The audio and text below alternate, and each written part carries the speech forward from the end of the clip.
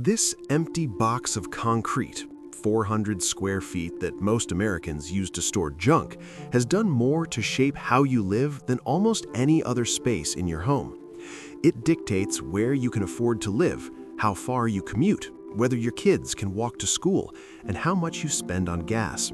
And it exists because of a single line in your city's zoning code.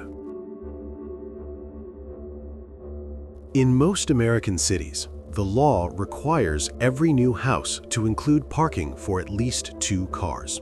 Not 1, 2. This isn't a suggestion, it's municipal code. Break the rule and you don't get a building permit.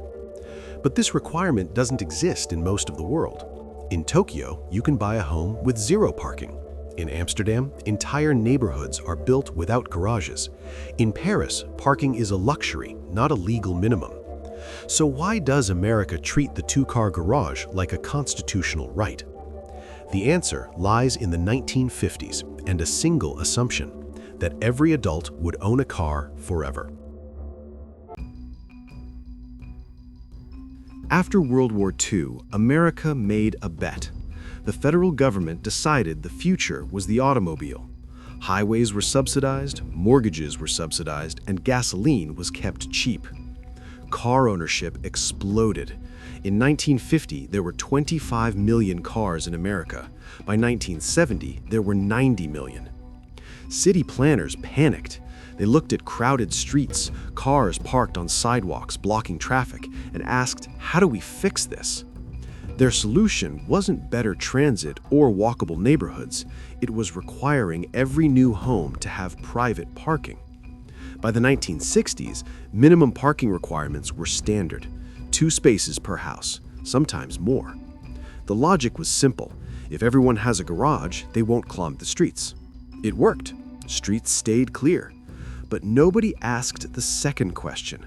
What else would this change?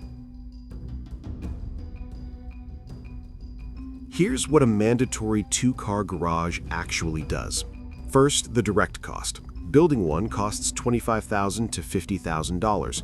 Over a 30-year mortgage at 7% interest, you're paying $60,000 to $120,000 for a space most people use to store boxes. But the real cost is land. A 2-car garage is 400 square feet. Add the driveway, another 400 square feet. That's an 800 square foot footprint just for cars. Bigger lots mean sprawl.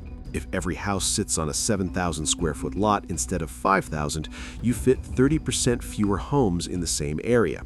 Less density means fewer people near schools, parks, and stores, which means you need a car for everything. This is the loop. Zoning requires parking because everyone drives. Everyone drives because zoning makes everything too far to walk. And you're paying for this even if you don't own a car.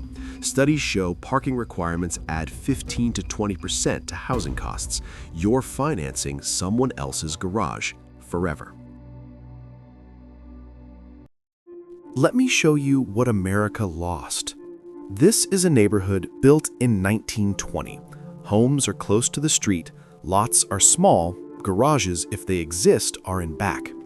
Kids walk to school, adults walk to stores, neighbors see each other. Now, a neighborhood built in 2020. Homes sit 30 feet back. The garage dominates the house. Driveways fill the front yard. No sidewalks. The nearest store is 2 miles away. You couldn't walk there safely if you tried. The street is designed for cars, not people. And it's not because Americans prefer it. It's because zoning made it illegal to build any other way. But something's changing.